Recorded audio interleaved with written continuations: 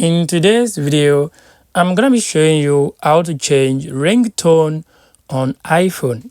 To change ringtone on iPhone, it's very simple and very basic to do. The first thing you want to do, I want you to go to your settings on your iPhone. So once you get to your settings on your iPhone, I want you to scroll down and tap on sounds and haptics. So once you tap on sounds and haptics, it is going to take you to this page. So on this page, I want you to tap on ringtone.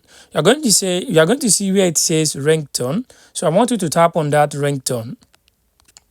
So guys, once you tap on the ringtone, you just want to scroll down. So once you scroll down here, you're going to see a bunch of ringtones you can use over here. So you just want to go down. You want to go down and select any ringtone you want to use. So once you select any ringtone you want to use, just want to go back. So the ringtone will be saved successfully. So guys, this is how you can actually change your ringtone on your iPhone. I hope this video helped you. Thanks for watching.